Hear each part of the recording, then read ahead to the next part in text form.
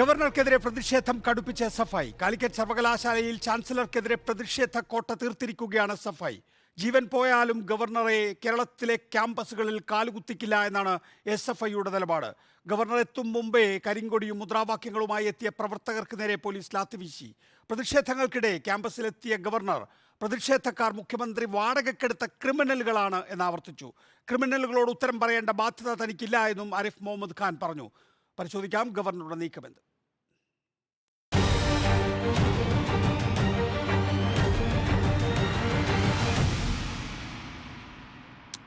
PMR ഷോ, SFI സംസ്ഥാന secretary TP Jayachandran, BJP advocate Muhammad Shah, അഭിഭാഷകൻ ജേക്കബ് ജോർജ്, രാഷ്ട്രീയ നിരീക്ഷകൻ എന്നിവർ. ആദ്യം PMR ഷോ നോക്കൂ. അടുത്ത 2 ദിവസം ഗവർണർ ആരിഫ് മുഹമ്മദ് ഖാൻ കാലിക്കറ്റ് യൂണിവേഴ്സിറ്റിയിലുണ്ട്. ഗവർണറുടെ അടുത്തേക്ക് പോകാതെ, വാഹനങ്ങൾ കേടുവരുത്താതെ പ്രതിഷേധ പരിപാടികളാണോ ആസൂത്രണം ചെയ്തിട്ടുള്ളത്? തീർച്ചയായിട്ടും ഞങ്ങൾ കഴിഞ്ഞ ദിവസങ്ങളിലൊക്കെ തന്നെ പറഞ്ഞിരുന്നു, ജനാധിപത്യപരമായി അക്രമ സ്വഭാവം ഇല്ലാതെ ഈ നാട്ടിലെ മുഴുവൻ ജനതയുടെയും പ്രതിഷേധം അറിയിക്കുന്ന നിലയിലേക്ക് ഞങ്ങളുടെ സമരത്തെ ഞങ്ങൾ മുന്നോട്ട് കൊണ്ടുപോകുമെന്നുള്ളത് വളരെ കൃത്യമായി തന്നെ പറഞ്ഞിട്ടുണ്ടായിരുന്നു. ഇന്നിപ്പോ മണിക്കൂറുകൾ നീണ്ടുനിന്ന പ്രതിഷേധ സമരത്തിന് SFI നേതൃത്വം കൊടുത്തു.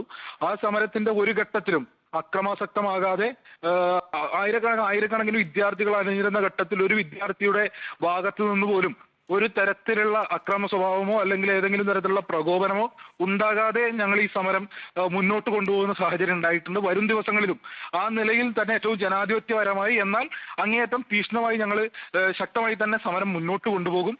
ഇപ്പോ കുറച്ചു മുൻപ് അല്പം മുൻപ് മാധ്യമങ്ങളെ കണ്ട ഘട്ടത്തിൽ അദ്ദേഹം ആവർത്തിച്ച് പറഞ്ഞ ഒരു വാക്കുണ്ട്, നിങ്ങളൊക്കെ ശ്രദ്ധിച്ചിട്ടുണ്ടാകും, ഞാൻ കാവ്യവൽക്കരിക്കും എന്ന് പറഞ്ഞ് നിർത്തുന്ന ഒരു സാഹചര്യം ഉണ്ടായിട്ടുണ്ട്. അതുതന്നെയാണ് RSSന്റെ തിട്ടൂരങ്ങൾക്കനുസരിച്ച് കേരളത്തിലെ സർവകലാശാലകളെ കാവ്യവൽക്കരിക്കുന്നതിന് വേണ്ടിയുള്ള ശ്രമം തന്നെയാണ് താൻ നടത്തുന്നത് എന്ന് ആവർത്തിച്ചു പറയുന്ന ചാൻസലറുടെ ഇടപെടലുകൾ അല്ലെങ്കിൽ ഈ നിലയ്ക്കുള്ള പ്രവർത്തനം തുടരുന്നതിന് അനുവദിക്കില്ല എന്ന ശക്തമായിട്ടുള്ള തീരുമാനത്തിൽ തന്നെ ഞങ്ങൾ സമരം മുന്നോട്ട് കൊണ്ടുപോകും. മുഴുവൻ വിദ്യാർത്ഥികളെയും, കേരളത്തിലെ മുഴുവൻ വിദ്യാർത്ഥികളും ഈ സമരത്തോടൊപ്പം ഉണ്ടാകും എന്നുള്ളതിൽ തർക്കമില്ല. കാരണം നമുക്കറിയാം, കേരളത്തിലെ ക്യാമ്പസുകളുടെ ചരിത്രം, കേരളത്തിലെ വിദ്യാർത്ഥികളുടെ രാഷ്ട്രീയ നിലപാട് എന്നുള്ളത് എല്ലാ ഘട്ടത്തിലും RSSനെതിരാണ്, സംഘപരിവാറിന്റെ മനുഷ്യത്വ വിരുദ്ധമായ രാഷ്ട്രീയത്തിനെതിരാണ്. അതുകൊണ്ട് തന്നെ ഈ സമര മുന്നണിയിൽ കേരളത്തിലെ മുഴുവൻ വിദ്യാർത്ഥികളും ഞങ്ങളോടൊപ്പം അണിനിരക്കും എന്നുള്ളതിനകത്ത് ഞങ്ങൾക്ക് ഉറപ്പുണ്ട്. ആ വിദ്യാർത്ഥികളെ അണിനിരത്തിക്കൊണ്ട് ജനാധിപത്യപരമായി ഈ നിലയിൽ സർവകലാശാലകളെ തകർക്കുന്ന നീക്കത്തിനായിട്ടുള്ള സമരം ഞങ്ങൾ മുന്നോട്ട് കൊണ്ടുപോകും. നോക്കൂ ആർഷോ, കാവ്യവൽക്കരിക്കും എന്ന് പറയുമ്പോൾ BJPയെ സംബന്ധിച്ചിടത്തോളം സാധാരണഗതിയിൽ കേരളം അടക്കമുള്ള മറ്റെല്ലാ സംസ്ഥാനങ്ങളിലും ഒക്കെ തന്നെയും സമാന സമീപനങ്ങൾ തന്നെയാണ് സ്വീകരിക്കുന്നത്. SFI ഈ നിലയിലിപ്പോൾ പ്രതിഷേധിക്കുക, 2-3 ദിവസം പ്രതിഷേധിക്കുക എന്നല്ലാതെ നിങ്ങൾക്ക് മറ്റെന്ത് പോംവഴിയാണ് മുന്നിലുള്ളത്? അല്ല, ഞങ്ങൾ ഈ സമരം ആരംഭിച്ചിട്ട് ആഴ്ചകളായി. കാലിക്കറ്റ് സർവകലാശാലയുടെ സെനറ്റ് നോമിനേഷൻ വന്ന ഘട്ടം മുതൽ, ഇപ്പൊ സെനറ്റുമായി ബന്ധപ്പെട്ട വിഷയത്തിൽ അതിനു മുൻപേ തന്നെ ചാൻസലർ നടത്തിക്കൊണ്ടിരിക്കുന്ന സർവകലാശാലകളെ തകർക്കുന്നതിന് വേണ്ടിയിട്ടുള്ള വിവിധ നീക്കങ്ങൾക്കെതിരെ ഞങ്ങളുടെ പ്രതിഷേധങ്ങളും ഞങ്ങളുടെ സമരങ്ങളും ഞങ്ങൾ തുടർന്നുകൊണ്ടേയിരിക്കുന്ന സാഹചര്യമുണ്ട്. എന്നാൽ സെനറ്റ് നോമിനേഷനുമായി ബന്ധപ്പെട്ട് ഞങ്ങളിപ്പോൾ ആഴ്ചകളായി ഈ സമരം ആരംഭിച്ചിട്ട് ആ സമരത്തിനകത്ത് എവിടെയും സമരം മുറിഞ്ഞു പോകാതെ സമരത്തിന്റെ ശക്തമായിട്ടുള്ള തുടർച്ച ഉണ്ടാക്കുന്നതിന് വേണ്ടി ഞങ്ങൾക്ക് കഴിഞ്ഞിട്ടുണ്ട്. ഇത് 2-3 ദിവസം കൊണ്ട് അവസാനിക്കുന്ന ഒരു സമരമായിരിക്കില്ല. ഈ സമരം നമ്മുടെ നാടിന് വേണ്ടിയിട്ടുള്ള സമരമാണ്, കേരളത്തിന് വേണ്ടിയിട്ടുള്ള സമരമാണ്, കേരളത്തിലെ ഉന്നത വിദ്യാഭ്യാസ സ്ഥാപനങ്ങളെ സംരക്ഷിച്ചു നിർത്തുന്നതിന് വേണ്ടിയിട്ടുള്ള സമരമാണ്. ഇത് 2-3 ദിവസങ്ങൾ കൊണ്ട് അവസാനിപ്പിക്കുന്നതിന് വേണ്ടി ഞങ്ങൾ ഉദ്ദേശിച്ചിട്ടില്ല. നമുക്കറിയാം, ഇതിനു മുൻപും സമാനമായ നിലയിൽ ഏകാധിപത്യ പ്രവണതയോടെ ലോകത്ത് മുന്നോട്ട് പോയ പല ആളുകളെ നമുക്കറിയാം. ഹിറ്റ്ലർ ഉൾപ്പെടെ, മുസോളിനി ഉൾപ്പെടെയുള്ള ആളുകൾ ഇതിനേക്കാൾ വലിയ ഏകാധിപത്യ രീതിയിൽ തങ്ങളുടെ നിലപാടുകൾ മുന്നോട്ട് കൊണ്ടുപോകുന്നതിന് വേണ്ടി ഇടപെടലും ശ്രമങ്ങളൊക്കെ നടത്തിയിട്ടുണ്ട്. അത്തരം ഇടപെടലുകളെയും ശ്രമങ്ങളെയും ഒക്കെ ചെറുത്തു തോൽപ്പിച്ച ലോക ചരിത്രമാണ് ഞാനും നിങ്ങളും ഒക്കെ പഠിച്ച് വളർന്നിട്ടുള്ളത്. സ്വാഭാവികമായും ഞങ്ങൾ ഈ സമരം ഒരു ഘട്ടത്തിലും അവസാനിപ്പിക്കുന്നതിന് വേണ്ടി ഉദ്ദേശിച്ചിട്ടില്ല. ഇത് വിജയത്തിലെത്തുക എന്നുള്ളത് കേരളത്തിന്റെ ആവശ്യമാണ്, ഈ നാടിന്റെ ആവശ്യമാണ്. ഈ സമരം വിജയത്തിൽ എത്തിക്കുന്നതിന് വേണ്ടി ഏറ്റവും തീക്ഷ്ണമായി തന്നെ ഞങ്ങൾ മുന്നോട്ട് പോകും. ദയവായി തുടരുക. PMR show, TP Jayachandran, BJP. Shri Jayachandran, നോക്കൂ, കാവ്യവൽക്കരണത്തെ ഏതാണ്ട് ന്യായീകരിച്ചുകൊണ്ട് തന്നെയാണ് ഇപ്പോൾ ഗവർണർ ആരിഫ് മുഹമ്മദ് ഖാൻ സംസാരിക്കുന്നത്. നോക്കൂ, അദ്ദേഹത്തിനെതിരെ സുപ്രീം കോടതി രൂക്ഷ വിമർശനം ഉയർത്തിയല്ലോ. സംസ്ഥാന നിയമസഭ പാസാക്കിയിട്ടുള്ള നിയമങ്ങൾ ഒപ്പിടാത്തതുമായി ബന്ധപ്പെട്ട് ഇന്നലെ ജസ്റ്റിസ് റോഹിൻടൺ നരിമാൻ അതിനിശ്ചിതമായ വിമർശനമാണ്. ഫുൾ ലോട്ടായി രാഷ്ട്രപതിക്ക് അയക്കുന്ന സമീപനത്തിനെതിരെ സ്വീകരിച്ചിട്ടുള്ളത്? നോക്കൂ, ഇപ്പോൾ കാവ്യവൽക്കരണം സർവകലാശാലകളിൽ അതുതന്നെയാണ് താൻ ഉദ്ദേശിക്കുന്നത് എന്ന അർത്ഥത്തിൽ ശ്രീ ആരിഫ് മുഹമ്മദ് ഖാൻ നിലപാട് പറയുകയും ഒക്കെ ചെയ്തിരിക്കുന്നു. ഇതിൻ്റെ പിന്നിൽ ആരാണ് ശ്രീ ജയചന്ദ്രൻ? BJP തന്നെയാണോ?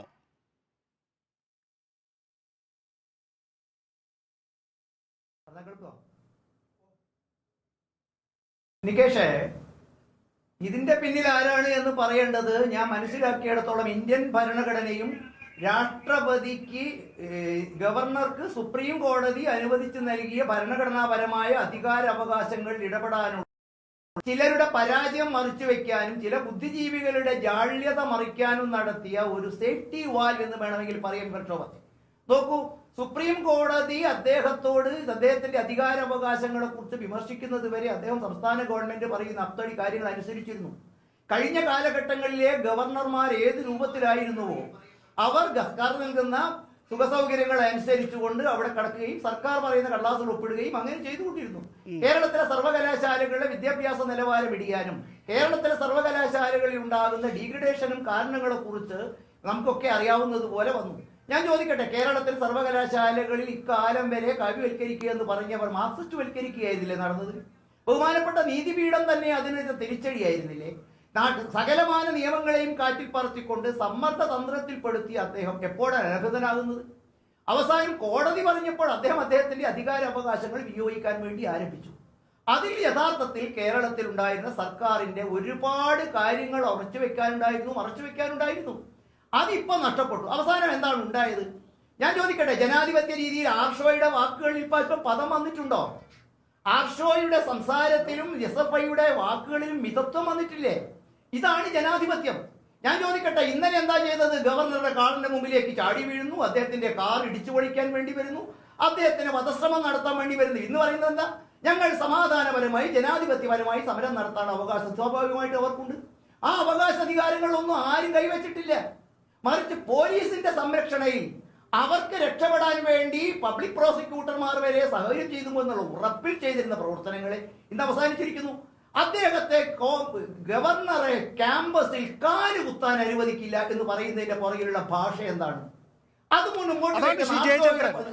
സർവകലാശാലയിലെ സെനറ്റിലേക്ക് സംഘപരിവാറിന്റെ ആഫീസിൽ നിന്ന് നിങ്ങളുടെ ശ്രീ ജയചന്ദ്രൻ BJPയുടെ ആഫീസിൽ നിന്ന് കൊടുക്കുന്ന ലിസ്റ്റ് ഗവർണർ ആരിഫ് മുഹമ്മദ് ഖാൻ സെനറ്റിലേക്കുള്ള ലിസ്റ്റ് അനുസരിച്ച് നോമിനികളെ നിശ്ചയിച്ച പിന്നെ SFIക്കല്ല ആർക്കാണ് മിണ്ടാതിരിക്കാൻ സാധിക്കുക? എന്ത് അടിസ്ഥാനത്തിലാണ് സംഘപരിവാർ ഒരു ലിസ്റ്റ് ഗവർണറുടെ പോക്കറ്റിൽ ഇട്ട് കൊടുക്കുന്നത്? അല്ല, അതിന് ദൃക്സാക്ഷികൾ ഉണ്ടെങ്കിൽ അതിന് പരാതിയുമായിട്ട് അവർ മുന്നോട്ട് പോകട്ടെ. പരാതി പോവുകയും ഹൈക്കോടതി ആ ലിസ്റ്റ് റദ്ദ് ചെയ്തിരിക്കുന്നു. 4 പേരുടെ ലിസ്റ്റ് റദ്ദ് ചെയ്യുകയും ചെയ്തിരിക്കുന്നു. ഹൈക്കോടതി അപ്പൊ എല്ലാ ലിസ്റ്റും റദ്ദ് ചെയ്തിട്ടില്ലല്ലോ നികേഷ്. ഇല്ല. മാത്രമല്ല, കേരളത്തിലെ മുഖ്യമന്ത്രി കൊടുത്ത കടലാസിൽ ഇട്ട് കൊടുത്തത് പലതും അദ്ദേഹം ചെയ്തതിനെയും കോടതി തള്ളിക്കളഞ്ഞല്ലോ. അതും നമ്മൾ കണ്ടല്ലോ. അപ്പൊ അതൊന്നുമല്ല. അദ്ദേഹം പറഞ്ഞത് എന്താ? He is answerable to whom. അദ്ദേഹം ആർക്കാണ് ആൻസറബിൾ ആയിട്ടുള്ളത്? അദ്ദേഹം അവരോട് ആൻസറബിൾ ആണ്. അദ്ദേഹം അവരോട് പറയും. പിന്നെ ഞാൻ ചോദിക്കട്ടെ, RSSകാർക്ക് യോഗ്യതയുണ്ടെങ്കിൽ അവരെ നിശ്ചയിക്കാൻ പാടില്ല എന്ന് എവിടെയാ ഹൈക്കോടതി ആ 4 പേരുടെ ലിസ്റ്റ് തള്ളിക്കളഞ്ഞതിലൂടെ തെളിയിച്ചിരിക്കുന്നത്? ശ്രീ TP ജയചന്ദ്രൻ, നോക്കൂ, റാങ്ക് വാങ്ങിയവർക്ക് കലാതിലകം കിട്ടിയവർക്ക് കൊടുക്കാതെ ABVPയുടെ യൂണിറ്റ് പ്രസിഡന്റുമാർക്കാണ് ലിസ്റ്റിൽ ഇടം നൽകിയിരിക്കുന്നത്. അല്ല, അങ്ങനെ നമ്മൾ നോക്കുമ്പോൾ ഇവിടെ പണ്ട് വരത്ത് ഇതൊക്കെ SFIക്കാർക്ക് മാത്രം റിസർവ് ചെയ്യപ്പെട്ടതായിരുന്നു. ചില മാധ്യമ പ്രവർത്തകന്മാർക്കും അവരുടെ സംസ്ഥാനം ഭരിക്കുന്ന കക്ഷികളാണ് യൂണിവേഴ്സിറ്റികളിലെ റാങ്ക് ലിസ്റ്റ് അനുസരിച്ച് സാധാരണഗതിയിൽ ഈ ലിസ്റ്റ് നൽകാറുള്ളത്. വളരെ വളരെ വളരെ ലളിതമായ ഒരു ചോദ്യം തുടർച്ചയായി SFIയും ഇവിടെ ഇടതുപക്ഷ ജനാധിപത്യ മുന്നണി ഉന്നയിക്കുന്നുണ്ട്. താങ്കൾ നിരവധി തവണ കേട്ട് കാണും ശ്രീ ജയചന്ദ്രൻ. ആരാണ് ഗവർണർക്ക് ഈ ലിസ്റ്റ് നൽകുന്നത്? യൂണിവേഴ്സിറ്റി ഈ ലിസ്റ്റ് നൽകുന്നത് ഒരുപക്ഷെ താങ്കൾ ചൂണ്ടിക്കാണിക്കുന്നത് പോലെ തന്നെ ഭരിക്കുന്നവരുടെയൊക്കെ ശുപാർശ പ്രകാരമായിരിക്കും. പക്ഷെ ആ ഭരിക്കുന്നവരുടെ ശുപാർശ പ്രകാരമാണെങ്കിൽ തന്നെയും അവർക്ക് യോഗ്യതയുണ്ട്, ഗവർണർ നിശ്ചയിച്ചവർക്ക് യോഗ്യതയില്ല എന്നുള്ളത് കൊണ്ടാണല്ലോ അവരുടെ, അതായത് ഈ VC നിശ്ചയിച്ചവർ നൽകിയിട്ടുള്ള ഹർജി യഥാർത്ഥത്തിൽ ഹൈക്കോടതി അംഗീകരിച്ച് ഗവർണർ നിശ്ചയിച്ചവരെ തള്ളിക്കളഞ്ഞിരിക്കുന്നത്. നികേഷ്, ഈ തർക്കം വന്നപ്പോ ഈ ഗവർണർ സ്വർണ്ണ തളികയിൽ വെച്ച് പിണറായി വിജയന്റെ ഉമ്മറത്ത് കൊണ്ടുപോയിട്ട് ഇതാ എടുത്തോ എന്ന് പറഞ്ഞപ്പോ എന്താ ഗവർണറോട് കേരളത്തിലെ മുഖ്യമന്ത്രി പറഞ്ഞത്? ഇന്ന് നികേഷ് നിങ്ങൾ സമ്മേളനം കണ്ടില്ലേ? നോക്കൂ, നിങ്ങൾ റിട്രോസ്പെക്റ്റീവ് വിഷയങ്ങൾ കാണല്ലേ? ടി.പി. ജയചന്ദ്രൻ ഒറ്റ ചോദ്യമല്ലേ SFI തുടർച്ചയായി ചോദിക്കുന്നുള്ളൂ. വളരെ ചുരുങ്ങിയ വാക്കുകളിൽ അതിന് മറുപടി പറയാമല്ലോ. ആരാണ് ഗവർണർ ആരിഫ് മുഹമ്മദ് ഖാൻ അല്ലെങ്കിൽ ചാൻസലർ ആരിഫ് മുഹമ്മദ് ഖാന് ഈ ലിസ്റ്റ് നൽകുന്നത്? പറയൂ. അല്ല നികേഷ്, നിങ്ങൾ ഇങ്ങനെ സ്കൂളിലെ എന്താ പറയാ ഒബ്ജക്റ്റീവ് ടൈപ്പ് ക്വസ്റ്റ്യൻ ചോദിക്കല്ല. നിങ്ങൾ പത്രസമ്മേളനം കേട്ടില്ലേ? ആരിഫ് മുഹമ്മദ് ഖാൻ കൃത്യമായിട്ട് പറഞ്ഞില്ലേ, I have my own devices. ഞാൻ ഗവർണറാണ്. ഒരു ഗവർണർ എന്ന നിലയ്ക്ക് എനിക്ക് എന്റേതായ സംവിധാനങ്ങളുണ്ട്. അങ്ങനെയാണെങ്കിൽ പറയൂ ശ്രീ ജയചന്ദ്രൻ, ആരാണ് ഗവർണറുടെ ഡിവൈസസ്? ഗവർണറുടെ സാധ്യതകൾ എന്താണ്? നോക്കൂ, ഗവർണർ ഒരു ചാൻസലർ എന്നുള്ള നിലയിൽ സാധാരണഗതിയിൽ പ്രൊവിൻസിയെ വൈസ് ചാൻസലറെയോ ഒക്കെ തന്നെയാണ് ഈ തരത്തിൽ ആശ്രയിക്കാറുള്ളത്. ഗവർണർ എനിക്ക് മറ്റ് ഡിവൈസസ് ഉണ്ട് എന്ന് പറയുമ്പോൾ ഗവർണറുടെ ഡിവൈസസ് ശാഖകളായാൽ അത് പറ്റില്ല ശ്രീ ജയചന്ദ്രൻ. അല്ല, പറ്റുമോ ഇല്ലയോ എന്ന് നികേഷ് നിങ്ങളും ഞാനും മാത്രമല്ലല്ലോ തീരുമാനിക്കേണ്ടത്.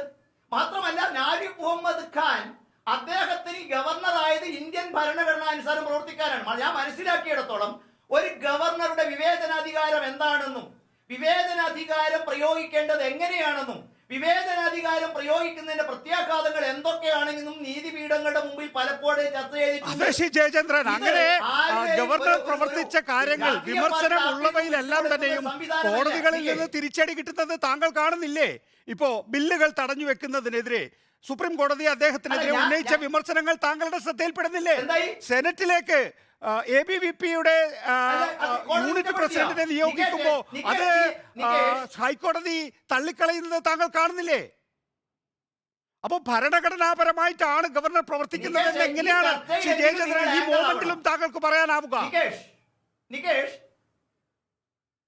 നികേഷ്, ഈ ചർച്ചയിലെങ്കിലും നിങ്ങൾ ആങ്കർ അവിടെ മത്സരിച്ച പാർട്ടിയുടെ വക്താവരുത്. ഞാൻ ചോദിക്കട്ടെ, സുപ്രീം കോടതി ഗവർണറെ കുറ്റപ്പെടുത്തിയോ? അദ്ദേഹത്തിന്റെ വിധിയെതിരായിട്ട് വിധിച്ചോ? പിന്നെ ഗവർണറെ കുറ്റപ്പെടുത്തിയോന്നോ? ശ്രീ ജയചന്ദ്രൻ, താങ്കൾ ഏത് ലോകത്താണ് ജീവിക്കുന്നത്? ഏത് കാലഘട്ടത്തിലാണ് ജീവിക്കുന്നത്? നിങ്ങൾ ഉന്നയിക്കുന്ന മാതിരിയിൽ എന്റെ വായിൽ കിടന്ന് നിങ്ങളുടെ വാദം കുത്തി അതല്ല, ഗവർണറെ കുറ്റപ്പെടുത്തിയോ സുപ്രീം കോടതി എന്ന് അങ്ങനോട് ചോദിക്കുകയാണ്. കേൾക്കൂ, ഞാൻ പറയുന്നത് കേൾക്കൂ.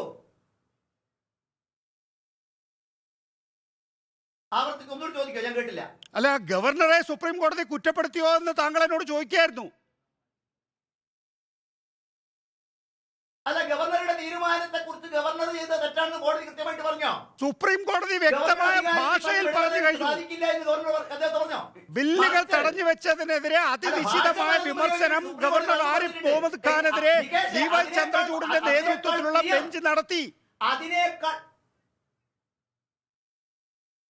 അതിനേക്കാൾ ക്ലിയർ ആയിട്ട് പറഞ്ഞു. സ്കൂൾ കുട്ടികളെ പങ്കെടുപ്പിച്ച കാര്യത്തിൽ, മതില് പൊളിച്ച കാര്യത്തിൽ, ശമ്പളം കൊടുക്കാത്ത കാര്യത്തിൽ തിരിച്ചടികൾ എവിടെയാ കിട്ടിയത് നികേഷ് മറന്നു പോകരുത്.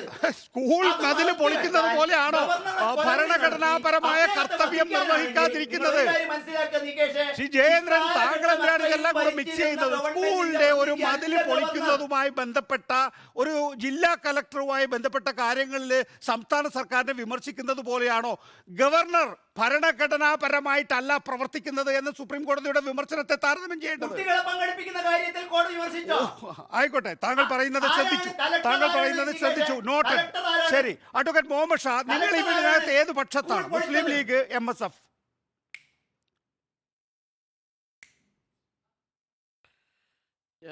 നമ്മൾ നികേഷ്, നമ്മൾ ചിന്തിക്കേണ്ട ഒരു പോയിന്റ് എന്താണെന്ന് ചോദിച്ചാൽ, ഈ ഇന്ത്യൻ ഭരണഘടനയിൽ ഗവർണർ, രാഷ്ട്രപതി, ഹൈക്കോടതി ജഡ്ജസ്, ഇലക്ഷൻ കമ്മീഷന് തുടങ്ങിയ ഇൻഡിപെൻഡൻറ്റ് കോൺസ്റ്റിറ്റ്യൂഷണൽ അതോറിറ്റീസിനെയൊക്കെ ഫിക്സ് ചെയ്ത, അതിനുവേണ്ടി ദിവസങ്ങളോളം വർഷങ്ങളോളം ചർച്ച ചെയ്ത ആ മഹാന്മാർ ഇന്ന് ഈ രാജ്യം കണ്ടാൽ, പ്രത്യേകിച്ച് കേരളത്തിലെ ഇന്നത്തെ അവസ്ഥ കണ്ടാൽ, അല്ല രാജ്യത്തെ ഇന്നത്തെ അവസ്ഥ കണ്ടാൽ,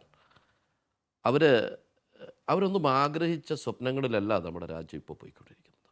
നമ്മുടെ നാട്ടിൽ നടക്കുന്ന കാര്യത്തിൽ നമുക്കൊരു റെസ്പോൺസിബിലിറ്റി, നമ്മളൊരു ഫ്രെയിം വർക്കിലാണ് ജീവിക്കുന്നത്.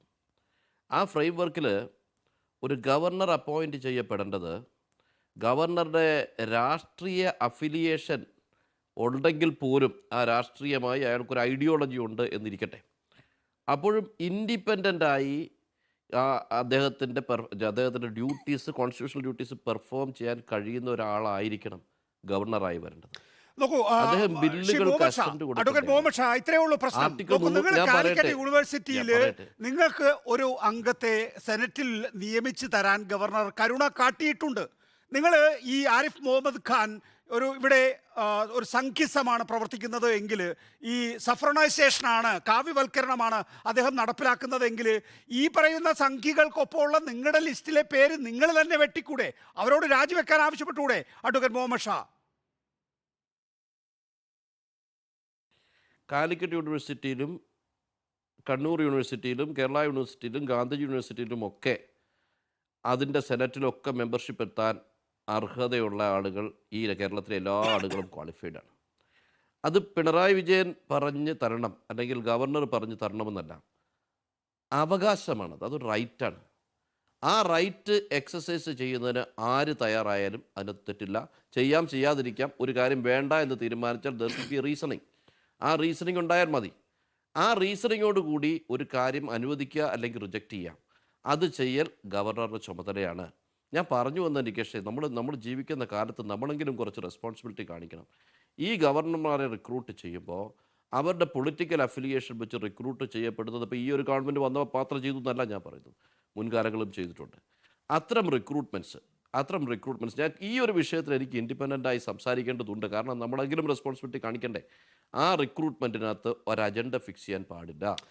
നമുക്കൊരു വിശാലമായ ഗവർണറുടെ നിയമനവുമായി ബന്ധപ്പെട്ട് കക്ഷി രാഷ്ട്രീയ ഭേദമന്യേന്നോ അല്ലെങ്കിൽ കക്ഷി രാഷ്ട്രീയത്തിന്റെ അടിസ്ഥാനത്തിൽ തന്നെ ചെയ്യുമ്പോൾ അവർ പാലിക്കേണ്ട ധാർമ്മികമായ നീതിയെ കുറിച്ചൊക്കെ സംസാരിക്കാൻ പറ്റുന്ന കാലഘട്ടത്തിലാണോ നമ്മൾ നിൽക്കുന്നത് അഡ്വക്കേറ്റ് മുഹമ്മദ്? നമ്മൾ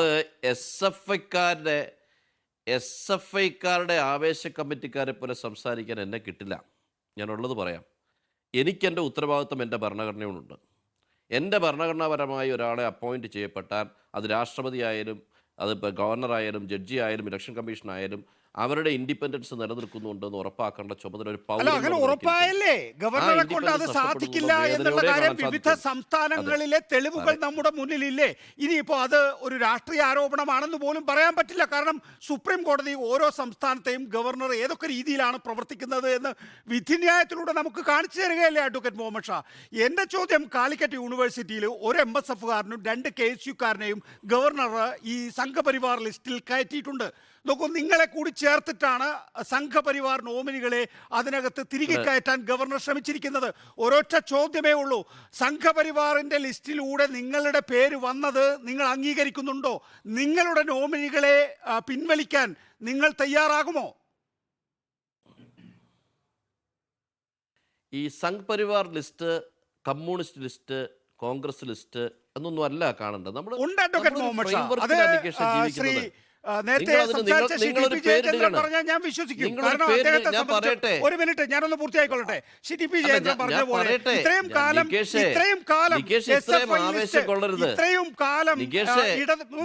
എനിക്ക് ആവേശമുണ്ടോ ഇല്ലയോ എന്നുള്ളത് ജയേന്ദ്രനും മുഹമ്മദ് ഷായും തീരുമാനിക്കേണ്ട. എൻ്റെ ആവേശം ഞാൻ തന്നെയാണ് തീരുമാനിക്കേണ്ടത്. എൻ്റെ ചോദ്യം എന്ന് പറയുന്നത്, ജയേന്ദ്രൻ പറയുന്നത് ഞാൻ അനുസരിക്കും. കാരണം ജയേന്ദ്രൻ പറയുന്നത് ഇവിടെ ഇത്രയും കാലം കോൺഗ്രസിന്റെ ലിസ്റ്റ് അല്ലേ, ഇത്രയും കാലം മാർക്സിസ്റ്റുകളുടെ ലിസ്റ്റ് അല്ലേ എന്ന് പറഞ്ഞാൽ അദ്ദേഹത്തിന് അത് പറയാം. പക്ഷേ അഡ്വക്കേറ്റ് മുഹമ്മദ് ഷാ, താങ്കൾ പറയരുത്. UDF ഭരിക്കുമ്പോൾ UDFന്റെ ലിസ്റ്റും LDF ഭരിക്കുമ്പോൾ LDFന്റെ ലിസ്റ്റുമാണ് ഇവിടെ യൂണിവേഴ്സിറ്റികളിൽ നടപ്പാക്കിക്കൊണ്ടിരുന്നത്. നികേഷ്, എനിക്കൊരു റിക്വസ്റ്റേ ഉള്ളൂ. നമ്മുടെ ഈ ചർച്ചയുടെ ഫസ്റ്റ് സ്ലോട്ടിൽ ഒരു 5 മിനിറ്റ് എനിക്ക് സംസാരിക്കാൻ അനുവദിക്കണം. 5 മിനിറ്റ് എനിക്കിത്, അടുത്ത സ്ലോട്ടിൽ 3 മിനിറ്റും, അത്ര എൻ്റെ അവകാശമാണ് ഈ ചർച്ചയിലിരിക്കുമ്പോൾ. ഞാൻ പറഞ്ഞു വരുന്ന അടുത്ത കാര്യം നിങ്ങളൊന്ന് ശ്രദ്ധിക്കുക. നമുക്ക് പ്രതിപക്ഷമെന്ന നിലയ്ക്ക് നമുക്ക് സമരം ചെയ്യാം. ഗവർണറെ സംബന്ധിച്ച്, അല്ലെങ്കിൽ രാഷ്ട്രപതിയെ സംബന്ധിച്ച്, അല്ലെങ്കിൽ പ്രധാനമന്ത്രിയെ സംബന്ധിച്ചൊക്കെ ഇനി പ്രതിപക്ഷമായി നിങ്ങൾ കമ്മ്യൂണിസ്റ്റ് പാർട്ടിയോട് നിൽക്കുന്നു കരുതുക. അവിടെ മുഖ്യമന്ത്രിക്കെതിരെയോ ഒരു മന്ത്രിക്കെതിരെയോ ഒരു MLAക്കെതിരെയോ ഒരു MP-ക്കെതിരെയോ പ്രധാനമന്ത്രിക്കെതിരെയോ ഒക്കെ നമ്മൾ സമരം ചെയ്യുന്നതിൻ്റെ ഒരു രീതിയുണ്ട്. എലക്ഷൻ്റെ മാൻഡേറ്റിൽ ജയിച്ചു വന്ന ആളുകളാണ്. They are answerable to the people ആണ്, അല്ലേ? ആരുടെയും പ്ലഷറിലല്ല അവിടെ ഇരിക്കുന്നത്. അത് അവർ ആൻസറബിളാണ്. അവരോട് നമ്മൾ സമരം ചെയ്യുന്ന ഒരു രീതിയുണ്ട്. മറ്റൊന്ന്, തെറ്റായിട്ടാണെങ്കിലും ഒരു കോൺസ്റ്റിറ്റ്യൂഷണൽ പദവിയിൽ ഒരാളെ റിക്രൂട്ട് ചെയ്യപ്പെട്ടിരിക്കുന്നു, അതിൻ്റെ അപ്പോയിൻമെൻറ്റിൻ്റെ മോഡ് തെറ്റാണെന്നല്ല, അപ്പോയിൻമെൻറ്റ് സെലക്ഷൻ തെറ്റാണ് എന്ന് നമുക്കൊരു തോന്നലുണ്ട്. അവിടെയും അതിനോട് നമ്മൾ റെസ്പോണ്ട് ചെയ്യേണ്ട ഒരു രീതിയുണ്ട്.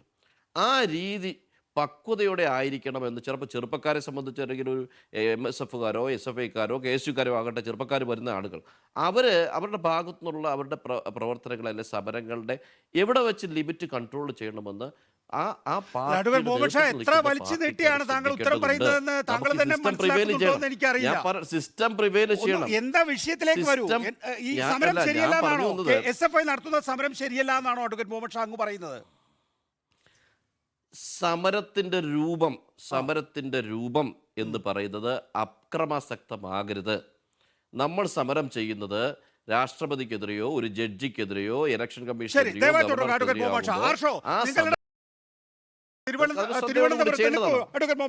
നിങ്ങളുടെ സമരത്തിൽ തിരുവനന്തപുരത്ത് വെച്ച് ഗവർണർ ആരിഫ് മുഹമ്മദ് ഖാൻ വിമാനത്താവളത്തിലേക്ക് പോകുമ്പോൾ അദ്ദേഹത്തിന്റെ കാറിലേക്ക് നിങ്ങൾ ചാടി വീണു. അദ്ദേഹത്തിന്റെ കാറിനെ ഇടിച്ചു പരിക്കേൽപ്പിച്ചു. അദ്ദേഹത്തിന്റെ കാറിന് ഏതാണ്ട് 74,000 രൂപയുടെ കേടുപാടുകൾ പറ്റിയെന്നുള്ളത് ഗവർണർ ആരിഫ് മുഹമ്മദ് ഖാൻ തന്റെ മൊബൈൽ ഫോണിൽ ചിത്രം എടുത്ത് കാണിച്ചു തന്നിട്ടുള്ളതാണല്ലോ. അക്രമ സമരം പാടില്ല എന്നാണ് മുസ്ലിം ലീഗിന്റെ അഭിപ്രായം.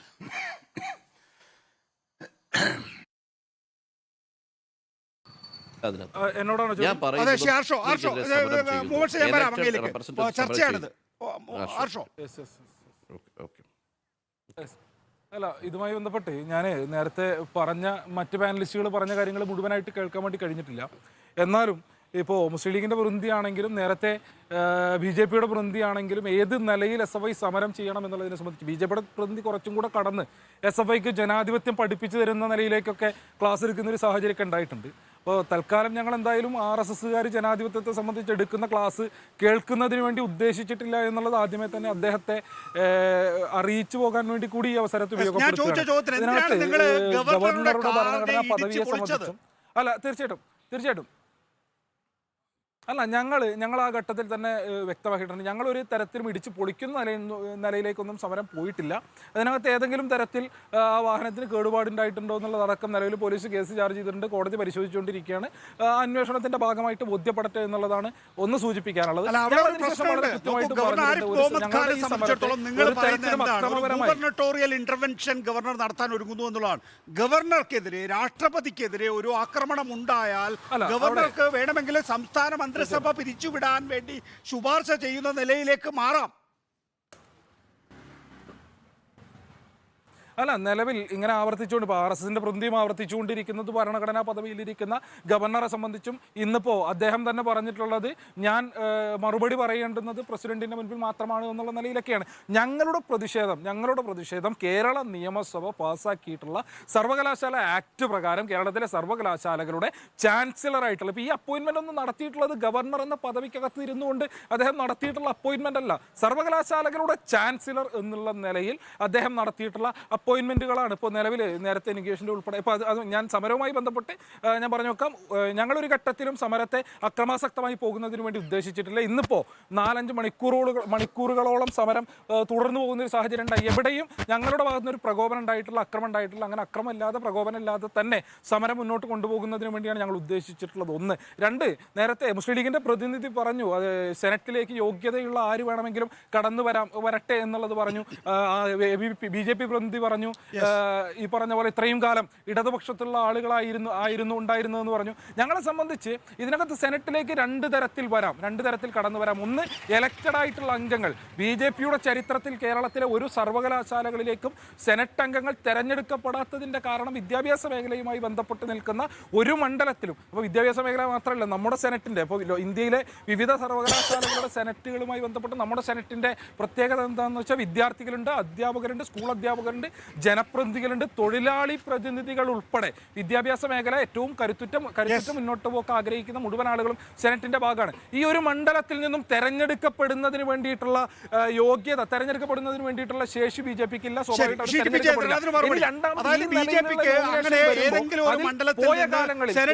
തെരഞ്ഞെടുക്കാൻ കഴിയുന്ന ഒരു ശേഷിയില്ല. അതിന് പകരം നിങ്ങൾ ആരിഫ് മുഹമ്മദ് ഖാന്റെ ജുബയിലേക്ക് ഒരു ലിസ്റ്റ് ഇട്ട് കൊടുക്കുകയാണ്. നികേഷേ, ഒന്ന് ഞാൻ താങ്കളോട് എന്നെ ഇടപെട്ട് സംസാരിക്കാനാണെങ്കിൽ ഒരു സംവാദമാകുമ്പോൾ വിവിധ വീക്ഷണം കൂടുന്ന അഭിപ്രായം വരും. നിങ്ങൾ ഉദ്ദേശിക്കുന്ന രൂപത്തിൽ സംസാരിക്കാൻ തന്നെയാണെങ്കിൽ നിങ്ങൾ എങ്ങളെ വിളിക്കരുത്. മാത്രമല്ല എല്ലാവരോടും തുല്യ നീതിയും താങ്കൾ കാണിക്കണം. താങ്കൾക്ക് പൊളിറ്റിക്സ് ഉണ്ട്, താങ്കൾക്ക് താല്പര്യങ്ങൾ ഉണ്ടാകാം, പക്ഷേ അത് ആങ്കർ എന്ന സ്ഥാനത്ത് നിന്ന് ചെയ്യരുത് എന്ന് ഞാൻ ജയേന്ദ്രൻ, അങ്ങനെ എന്നെ തുടർച്ചയായിട്ട് താങ്കൾ പഠിപ്പിക്കുകയൊന്നും വേണ്ട ഇത്തരം കാര്യങ്ങൾ കേട്ടോ. എന്നെ തുടർച്ചയായി പഠിപ്പിക്കുകയൊന്നും വേണ്ട. ഒരു തവണ പറഞ്ഞാൽ ഞാൻ അത് കേൾക്കും. കാരണം അത് താങ്കളുടെ ആവശ്യമാണ്. അത്തരം കാര്യങ്ങൾ സംസാരിക്കുക എന്നുള്ളത് താങ്കൾ നേരത്തെ നിശ്ചയിച്ചു വന്നിട്ടുള്ള താങ്കളുടെ ആവശ്യമാണ്. അതേസമയം എനിക്ക് ഈ ചർച്ച സമഗ്രമാക്കി കൊണ്ടുപോകേണ്ടതുണ്ട്. എനിക്ക് എല്ലാ വശങ്ങളും എടുക്കേണ്ടതുണ്ട്. അതുകൊണ്ട് നേരത്തെ അഡ്വക്കേറ്റ് മുഹമ്മദ് ഷായും താങ്കളും ഇപ്പൊ പറയുന്നത് പോലെ ഒരു 5 മിനിറ്റ് വീതം ഇങ്ങനെ 5 മിനിറ്റ് വീതം ഒരാൾക്ക് തരുന്ന പരിപാടി ഒന്നുമില്ല. നിങ്ങളോടൊരു ചോദ്യം ചോദിക്കും. നിങ്ങളുടെ ചോദ്യത്തില് എന്റെ ചോദ്യത്തിന് നിങ്ങൾക്ക് മറുപടി പറയാം. അങ്ങനെ ഉണ്ടാക്കിയിട്ട് നികേഷ് ചെങ്കോട്ടയിൽ ചെങ്കൊടി പാടിക്കാൻ പോയി MLA ആവാൻ പോയപ്പോ ഉണ്ടായ അനുഭവം നമുക്കറിയാം. അതൊന്നും നമ്മൾ പരസ്പരം പഠിപ്പിക്കേണ്ട.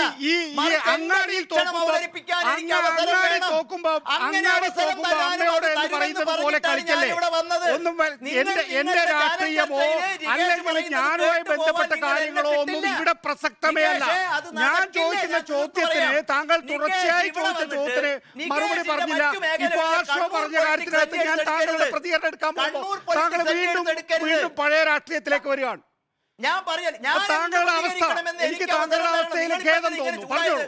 ഞാനൊരു അപേക്ഷ നിങ്ങളോട് നടത്തിയപ്പോ നികേഷ്, ഞാനൊരു അപേക്ഷ നിങ്ങളോട് നടത്തിയപ്പോ നിങ്ങൾ എന്തിനാ ഇങ്ങനെ ചൂടാന്ന്? ഞാൻ ചൂടാകുന്നില്ല. താങ്കളുടെ ഈ ഒരു ചർച്ചയിൽ മറുപടി പറയാൻ കഴിയാത്ത ഒരു ധൈര്യ വിലാപത്തെ ഞാൻ ചൂണ്ടിക്കാണിച്ചു എന്ന് മാത്രമേ ഉള്ളൂ. അല്ല, ഞാൻ പറഞ്ഞതിന് നിങ്ങൾ പറഞ്ഞോളൂന്നേ. ഞാൻ പറഞ്ഞതിന് ശേഷം നികേഷ് എത്ര മണിക്കൂർ വേണമെങ്കിൽ നിങ്ങൾക്ക് പറയാമല്ലോ. പകരം നിങ്ങൾ ഇവിടെ തന്നെ ലീഗിന്റെ പ്രതിനിധി പറയുമ്പോൾ നിങ്ങൾ ഇങ്ങനെ പറയണമെന്ന് പറഞ്ഞു ഞാൻ ലീഗിന്റെ പ്രതിനിധിയായിട്ട് സംവാദം എന്ന് അത് അങ്ങനെ ഉണ്ടല്ലോ. ഒരു സംവാദത്തിന് അത് വേണ്ടി വരുമല്ലോ. എനിക്ക് ലീഗിന്റെ പ്രതിനിധിയോട് ചോദ്യങ്ങൾ ഉണ്ടെങ്കിൽ ഞാൻ ലീഗിന്റെ പ്രതിനിധിയോട് ചോദ്യങ്ങൾ ചോദിക്കും. താങ്കൾ ഒരു കമ്മ്യൂണിസ്റ്റ് അല്ലേ? അല്ല, എന്തോ ആയിക്കൊള്ളട്ടെ, ശ്രീ ജയചന്ദ്രൻ, എന്തോ ആയിക്കൊള്ളട്ടെ. ഞാൻ കമ്മ്യൂണിസ്റ്റ് ആണോ അല്ലെങ്കിൽ കോൺഗ്രസ് ആണോ എന്നുള്ളതല്ല ഈ സീറ്റിൽ ഇരിക്കുമ്പോ എന്നെ സംബന്ധിച്ചിടത്തോളം ചോദ്യങ്ങൾ ഉണ്ടാകും. ശ്രീ ടി.പി. ജയചന്ദ്രൻ, നമ്മൾ സ്വീകരിക്കുന്ന മര്യാദ ജനാധിപത്യം എന്ന് പറയുന്നത് താങ്കൾ മറുപടി പറയേണ്ട ചോദ്യങ്ങൾ താങ്കളുടെ അടുത്തേക്ക് ഉന്നയിക്കുമ്പോ തുടർച്ചയായി താങ്കൾ ഒരേ കാര്യം തന്നെയാണ് പറയുന്നത്. ഈ ചാനലിൽ നിങ്ങൾ ഈ ചാനലിലെ സർവാധിപതിയായി വന്ന് മറ്റുള്ളവർ നിങ്ങൾ പറയുന്നത് പോലെ പറയണം, നിങ്ങൾ ആഗ്രഹിക്കുന്നതേ പറയാവൂ എന്ന് വാശി പിടിക്കുന്നതിന്റെ പേര് ജനാധിപത്യം എന്നാണോ? അല്ല, ഞാൻ ആഗ്രഹിക്കുന്നത് പോലെ മറുപടി പറയാനല്ല ശ്രീ ജയചന്ദ്രൻ താങ്കളുമായിട്ട് വന്നിരിക്കുന്നത്.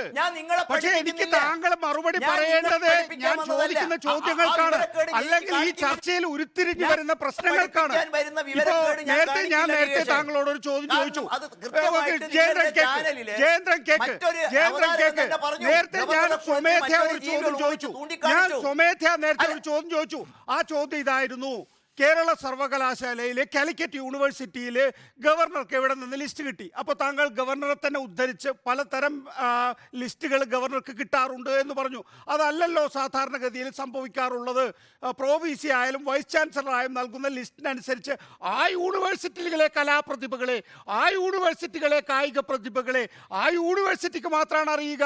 അത് ഒരുപക്ഷെ RSSന്റെ ശാഖയ്ക്ക് അറിയാൻ വഴിയില്ല. അതുകൊണ്ടാണ് ആ ചോദ്യം പ്രസക്തമായിട്ടുള്ളത്. ഇപ്പോൾ ആർഷോ അതേ ചോദ്യം അത് ഞാൻ താങ്കളിലേക്ക് മാറ്റുക മാത്രമാണ് ചെയ്തിട്ടുള്ളത്. താങ്കൾ എന്നെ ഭള്ളു പറയുകയും ചെയ്യുന്നു. അതിലെന്ത് യുക്തിയാണുള്ളത്? അല്ല, നിങ്ങളൊന്നും ഉത്തരം പറയാൻ സമ്മതിക്കോ? ഇത്രയും കാലം ഉത്തരം പറഞ്ഞില്ല. ഇത്രയും കാലം എന്റെ അച്ഛനും അമ്മയ്ക്കും പറഞ്ഞോണ്ടിരിക്കുകയാണ്. കാരണം ഗവർണർ ഇത് തന്നെയാണല്ലോ നിങ്ങളുടെ സ്വഭാവം. നിങ്ങൾ ചോദ്യങ്ങൾ ചോദിച്ചുകൊണ്ടിരിക്കുകയും ഉത്തരം ഞാൻ പറയുമ്പോൾ വീണ്ടും ഇടപെടുകയും. ഇത് തന്നെ ലീഗ് പ്രതിയോടും കാണിക്കുന്നത്. ആർഷോയുടെ കാര്യത്തിലില്ല. ആർഷോ പറഞ്ഞു ഞാൻ അദ്ദേഹത്തെ പഠിപ്പിക്കണം. ഞാൻ ഉത്തരം പറഞ്ഞോട്ടെ നികേഷേ. ആർഷോ പറഞ്ഞു ഞാൻ അദ്ദേഹം ജനാധിപത്യം 10-30 കൊല്ലം പഠിപ്പിച്ച് പൂതി തീർന്നിട്ടാണ് ആർഷോയെ ഞാൻ ഇവിടെ ഇരിക്കുന്നത്. പിന്നെ നിങ്ങളുടെ ജനാധിപത്യം പഠിപ്പിക്കാൻ ഞാൻ യോഗ്യനുമല്ല എന്ന് താങ്കളുടെ യോഗ്യതയെ കൃത്യമായി ബോധ്യപ്പെടുത്തിയിട്ടുണ്ട്. അതുകൊണ്ട് ഞാൻ ഏതായാലും അതിന് പറഞ്ഞ ഒറ്റ കാര്യമേ ഉള്ളൂ. ഗവർണറുടെ വാഹനത്തിലിരിക്കുകയും അദ്ദേഹത്തെ ആക്രമിക്കാനും നടത്തിയ സമരത്തിൽ നിന്നും ഇന്നുണ്ടായ പരിവർത്തനം സ്വാഭാവികമായിട്ടും ആ വെല്ലുവിളി അദ്ദേഹം ഏറ്റെടുത്ത് മുന്നോട്ട് പോയി. പഴയകാല ഗവർണറുമായി വിഭിന്നമായിട്ട് അദ്ദേഹം പ്രവർത്തിച്ചു.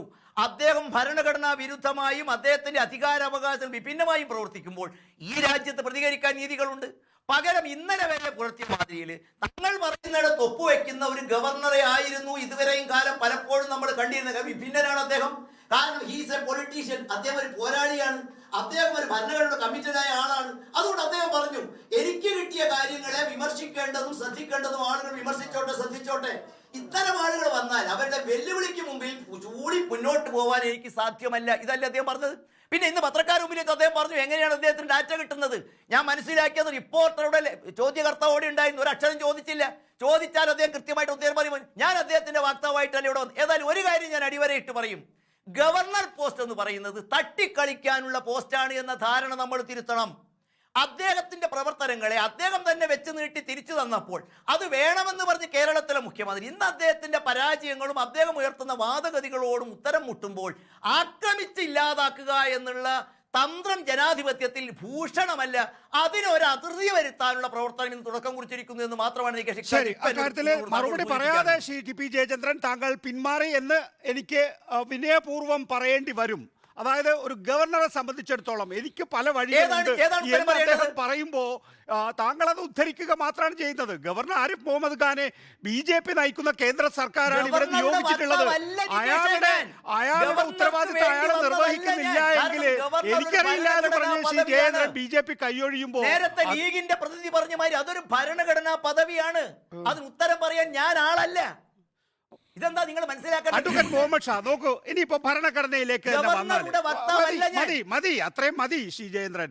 ഇനി ഭരണഘടനയിലേക്ക് തന്നെ വന്നാൽ നോക്കൂ, 370 ആർട്ടിക്കിൾ സംബന്ധിച്ച് നോക്കൂ, ഒരു കടലാസ് അമിത്ഷാ പോക്കറ്റിൽ നിന്നെടുത്ത് പാർലമെന്റിൽ വായിച്ചതാണ് 370 റദ്ദു ചെയ്തുകൊണ്ടുള്ള തീരുമാനമായി വന്നത്.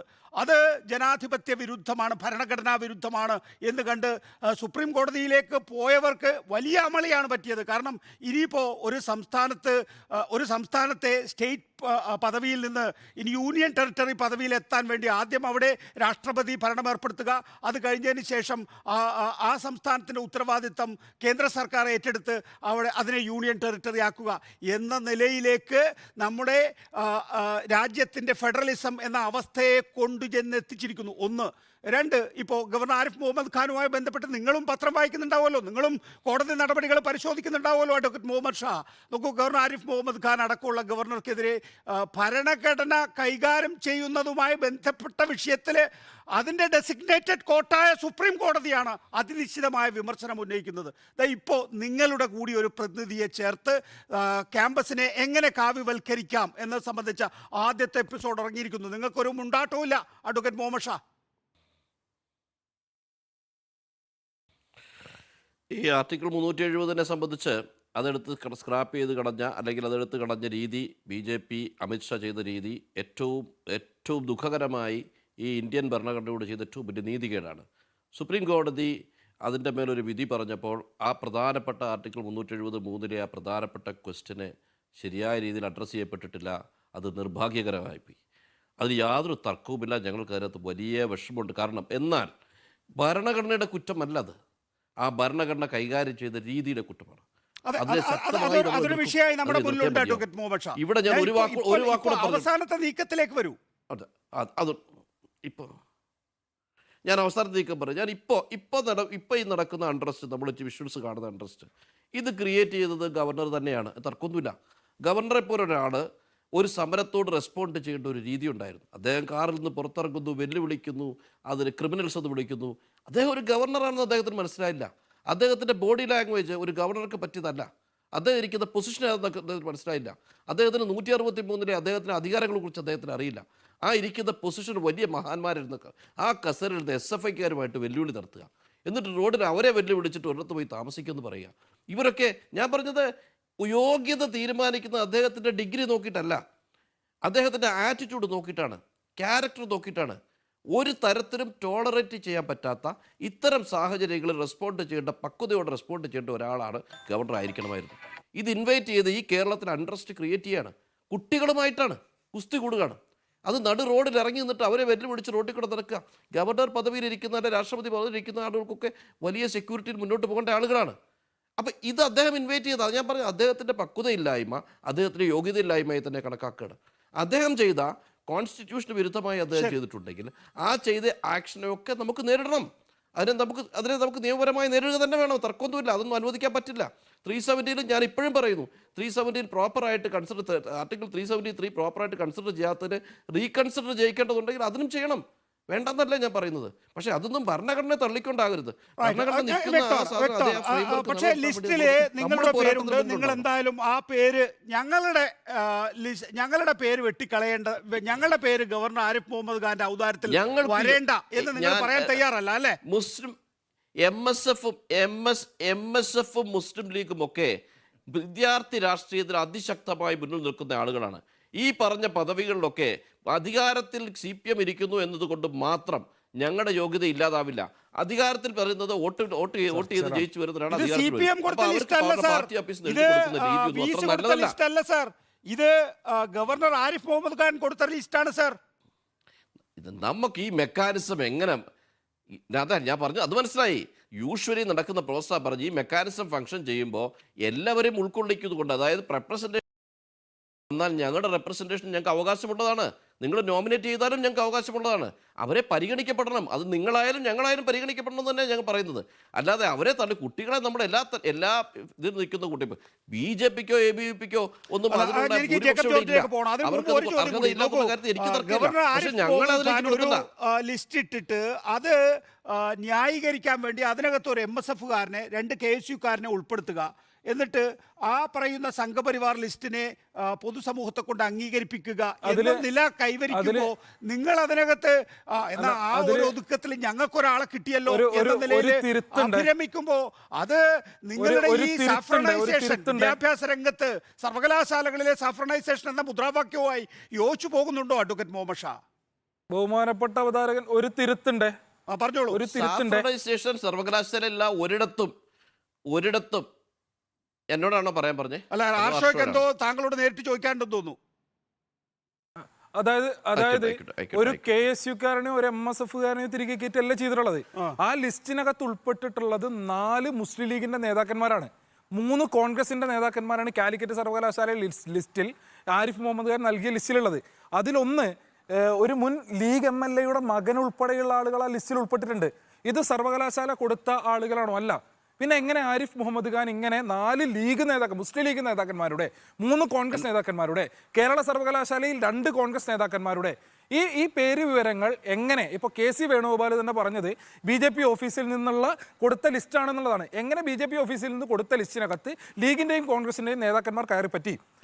BJP ഓഫീസിലേക്ക് കോൺഗ്രസ് ഓഫീസിൽ നിന്നും ലീഗ് ഓഫീസിൽ നിന്നും ലിസ്റ്റ് കൊടുത്തിരുന്നോ?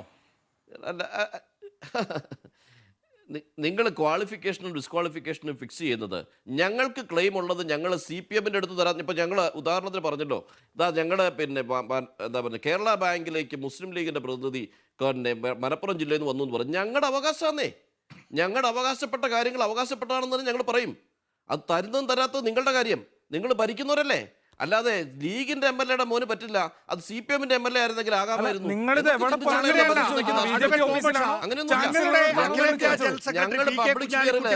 അതിശക്തമായി ഗവർണർ സംസാരിക്കുന്നതൊന്നും ശരിയായ രീതിയിലല്ല എന്നുള്ള ഒരു കാര്യം പറഞ്ഞു വെക്കുമ്പോ പിന്നെ ഗവർണറുടെ ഈ പ്രവൃത്തി, ഗവർണറുടെ പ്രവൃത്തിയിലൂടെ മുസ്ലിം ലീഗ് നേതാക്കൾ തെറ്റാണ്.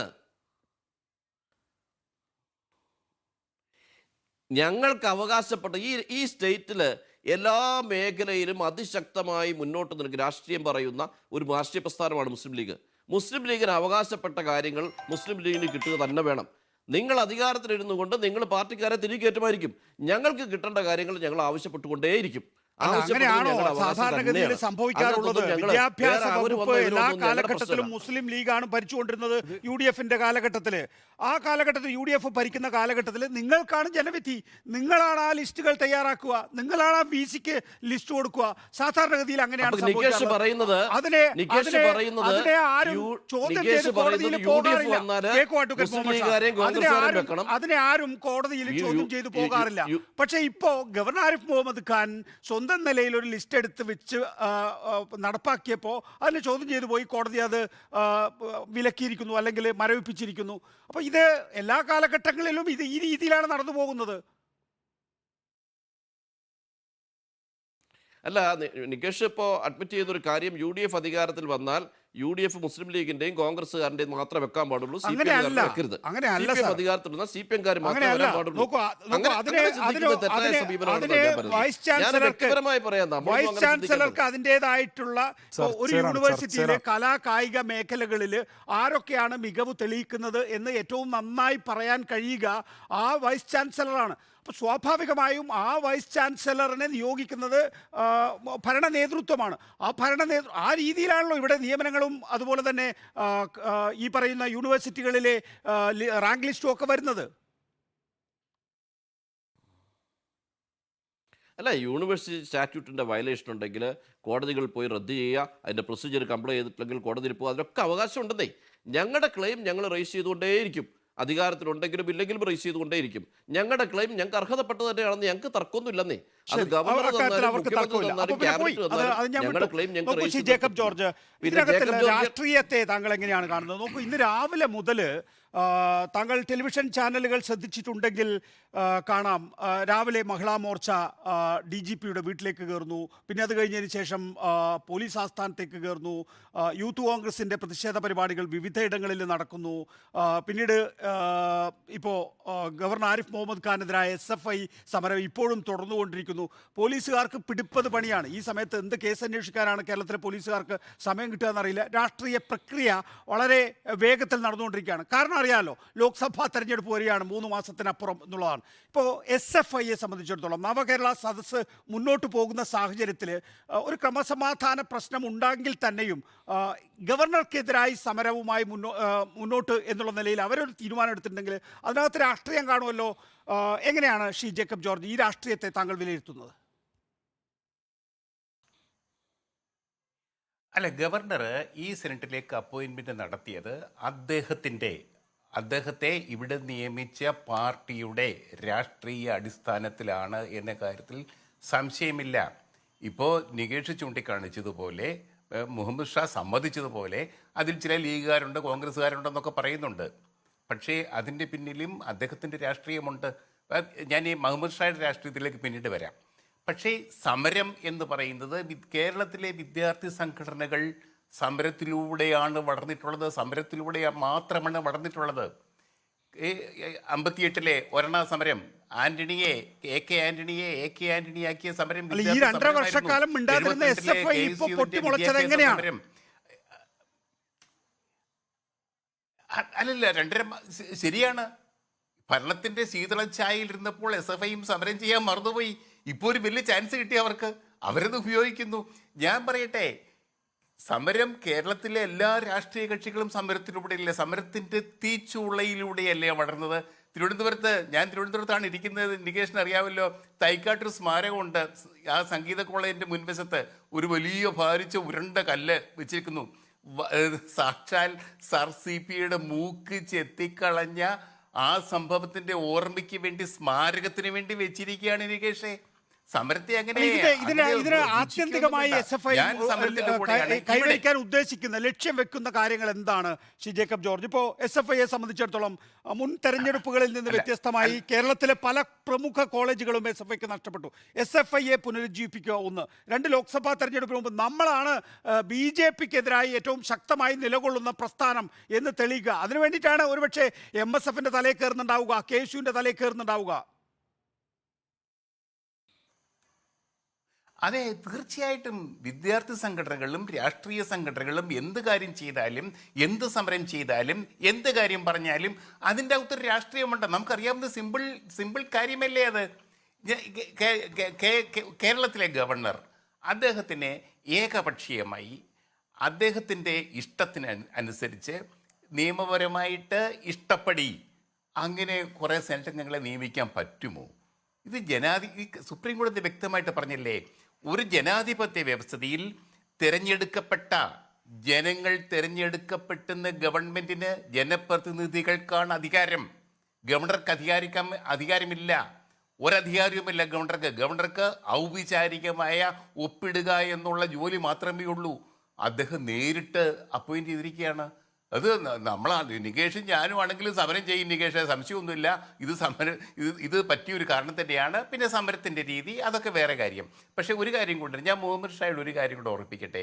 മുഹമ്മദ് ഷാ മുസ്ലിം ലീഗിൻ്റെ രാഷ്ട്രീയമുണ്ടല്ലോ, ആ രാഷ്ട്രീയത്തോട് യോജിച്ചു പോകുന്നതാണോ നികേഷ് ചോദിച്ച ചോദ്യങ്ങൾക്ക് അങ്ങ് കൊടുത്ത ഉത്തരം? അത് രാഷ്ട്രീയം മറക്കരുത് മുഹമ്മദ് ഷാ. കേരള രാഷ്ട്രീയത്തിലെ ഒരു കാലുഷ്യം ഉണ്ടാക്കാൻ അങ്ങ് ശ്രമിക്കരുത്. കാരണം കേരളത്തിൽ ഒരു സമരങ്ങളിലൂടെ വളർന്നു വന്ന വിദ്യാർത്ഥി പ്രസ്ഥാനങ്ങളുണ്ട്. MSFനെയും യൂത്ത് ലീഗിനെയും ഒക്കെ ഞാൻ അക്കട്ടത്തിൽ അഭിനന്ദിക്കുന്നുമുണ്ട്, സംശയമൊന്നുമില്ല. പക്ഷേ അവരുടെ നിലപാടിനൊരു രാഷ്ട്രീയമുണ്ട്, രാഷ്ട്രീയ പാർട്ടികൾക്കൊരു രാഷ്ട്രീയമുണ്ട്. അതിനെ യോജിച്ചതാണോ ഈ നിയമനത്തെ അംഗീകരിക്കുന്നത്? ഈ നിയമനത്തെ അംഗീകരിക്കുകയാണെങ്കിൽ അതിൻ്റെ അർത്ഥം ആ നിയമനത്തിന് പിന്നിലുള്ള രാഷ്ട്രീയത്തെ നിങ്ങൾ അംഗീകരിക്കുന്നു എന്നാണ്. അത് ശരിയാണോ എന്ന് ആത്മപരിശോധന നടത്തണം മുഹമ്മദ് ഷാ. ദയവായി തുടരുക. മുഹമ്മദ് ഷാക്ക് മറുപടി പറയാൻ അവസരം തരാം. അതിനു മുമ്പ് ആർഷോ, യഥാർത്ഥത്തിൽ സംഘപരിവാർ SFIക്ക് ഒരു പുനരുജ്ജീവനം നൽകുകയാണോ? SFI പല പ്രമുഖ കോളേജുകളിൽ നിന്നും അപ്രത്യക്ഷമാകുന്ന സാഹചര്യത്തിൽ പ്രത്യേകിച്ച്. അല്ല, ഇതിനകത്ത് നേരത്തെ അവതാരകൻ പറഞ്ഞതും ഇപ്പോൾ പറഞ്ഞതും 2.5 വർഷക്കാലം SFIക്ക് ജീവൻ ഉണ്ടായിരുന്നില്ല എന്നുള്ള അങ്ങയുടെ വാദത്തോടൊക്കെ എനിക്ക് വലിയ വിയോജിപ്പുണ്ട്. SFI തുടർച്ചയായിട്ടുള്ള സമരരംഗത്ത് തന്നെ ഉണ്ടായിരുന്നു. പല ഘട്ടങ്ങളിലും നിങ്ങളൊക്കെ SFIയുടെ സമര മുഖങ്ങളിലേക്ക് ക്യാമറ തിരിക്കുന്നതിനകത്ത് മടി കാണിച്ചു എന്നുള്ളതാണ് അതുമായി ബന്ധപ്പെട്ട് എൻ്റെ വാദം. സ്വാഭാവികമായിട്ടും തർക്കം ഉണ്ടാവും. ആ തർക്കം നമുക്ക് മറ്റൊരു ഘട്ടത്തിൽ ആ തർക്കം തുടരാമെന്നുള്ളതാണ്. ഇതിൽ ഞങ്ങളെ സംബന്ധിച്ച് ഇതൊരു രാഷ്ട്രീയ വിഷയമാണ്, ഇതൊരു പൊളിറ്റിക്കൽ ഇഷ്യൂ ആണ്. എന്നാൽ ഇവിടെ മുസ്ലിം ലീഗിൻ്റെ പ്രതിനിധി ഒരു ഘട്ടത്തിലും ഇതിൻ്റെ രാഷ്ട്രീയം പറയുന്നില്ല എന്നുള്ളത് തന്നെയാണ് അവരുടെ ഇരട്ടത്താപ്പ്, അല്ലെങ്കിൽ പൊതുസമൂഹം അത് ബോധ്യപ്പെടുമെന്നുള്ളതാണ്. ഇതിൽ അദ്ദേഹം ടെക്നിക്കാലിറ്റി പറയുന്നു, അല്ലെങ്കിൽ ഞങ്ങൾക്കുള്ള ക്ലെയിം ഞങ്ങൾ ചോദിച്ചു വാങ്ങും. ഞങ്ങളുടെ ചോദ്യം വളരെ സിമ്പിളാണ്. നിങ്ങളുടെ ക്ലെയിം ചോദിച്ചു വാങ്ങിക്കോ. നിങ്ങൾ എവിടെയാണ് നിങ്ങളുടെ ക്ലെയിം ചോദിച്ചത്? BJP ഓഫീസിലാണ്. KC വേണുഗോപാൽ പറഞ്ഞു BJP ഓഫീസിൽ നിന്നുള്ള ലിസ്റ്റാണെന്ന്. നിങ്ങളുടെ ക്ലെയിം നിങ്ങൾ ചോദിച്ചത് BJP ഓഫീസിൽ നിന്നാണോ? അങ്ങനെ BJP ഓഫീസിൽ പോയി ഞങ്ങൾക്ക് അവകാശപ്പെട്ട ക്ലെയിം ചോദിച്ച് വാങ്ങുന്ന അവസ്ഥയിലേക്ക് കേരളത്തിലെ മുസ്ലിം ലീഗ് അധപതിച്ചു എന്നുള്ളതാണ് ലീഗിനെ പ്രതിനിധീകരിച്ചുകൊണ്ട് ചർച്ചയിൽ പങ്കെടുക്കുന്ന ആൾ പറയാതെ പറഞ്ഞുകൊണ്ടിരിക്കുന്നത്. ഇതിനകത്ത് വളരെ സിമ്പിളാണ് UDFനെ സംബന്ധിച്ച്. ഞാൻ നിലവിൽ കാലിക്കറ്റ് 7 സെനറ്റ് അംഗങ്ങൾ അധികമായി BJP റൂട്ടിലൂടെ 7 സെനറ്റ് അംഗങ്ങൾ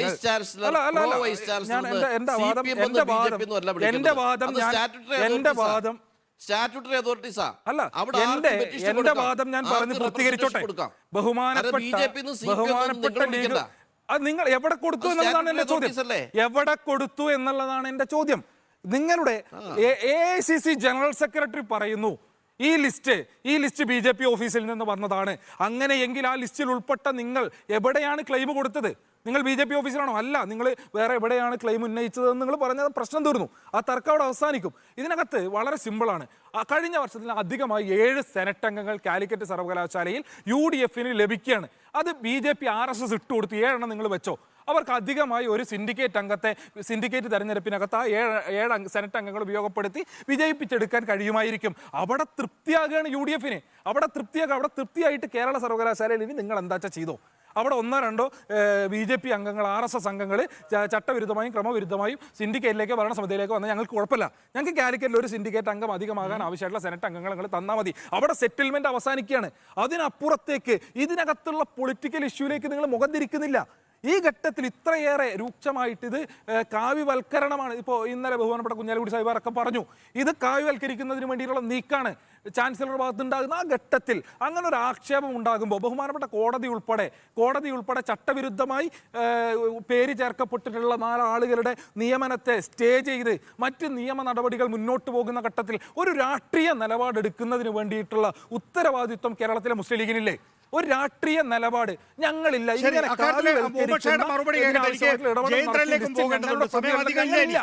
ഞങ്ങൾ രാജിവെക്കുന്നു, ഞങ്ങളില്ല എന്ന രാഷ്ട്രീയ നിലപാടെടുക്കണ്ടേ? അതെടുക്കാൻ തയ്യാറാകുന്നില്ല എന്നുള്ള തരത്താണ് ഞങ്ങളുടെ വിമർശനം. അല്ല, ഞങ്ങൾക്ക് രാഷ്ട്രീയ നിലപാടുണ്ട്, വ്യക്തമായ രാഷ്ട്രീയ നിലപാടുണ്ട്. നിങ്ങൾ പറയുന്നത് പോലെ ഇപ്പോൾ കേരളത്തിലെ വിവരാവകാശ കമ്മീഷനെ അപ്പോയിന്റ് ചെയ്യുന്ന ഗവർണറാണ്. ആ ഗവർണർ അപ്പോയിന്റ് ചെയ്യുമ്പോൾ മുഖ്യമന്ത്രി പറഞ്ഞിട്ടല്ലല്ലോ ചെയ്തത്. അത് അപ്പോയിന്റ് ചെയ്യുന്നു എന്ന് പറഞ്ഞിട്ട് അത് സ്റ്റാറ്റ്യൂട്ടറി അതോറിറ്റിയാണ്. ആ സ്റ്റാറ്റ്യൂട്ടറി ഹെഡ് എന്നതിലേക്ക് അയാൾ അപ്പോയിന്റ് ചെയ്യുന്നത്. ആപ്ലിക്കേഷൻ കൊടുക്കേണ്ടത് ഇപ്പോൾ യൂണിവേഴ്സിറ്റിയിൽ ആപ്ലിക്കേഷൻ ഉണ്ടെങ്കിൽ യൂണിവേഴ്സിറ്റി ആപ്ലിക്കേഷൻ എടുത്തിട്ട് അയാൾ പരിഗണിക്കും. അതിനർത്ഥം അത് BJP ഓഫീസിൽ കൊണ്ട് കൊടുത്തു എന്നാണോ അർത്ഥം? എനിക്ക് മനസ്സിലാകുന്നില്ല നിങ്ങൾ എന്തായി പറയുന്നത്. പൊളിറ്റിക്സ് ആയിട്ട് പറയാം.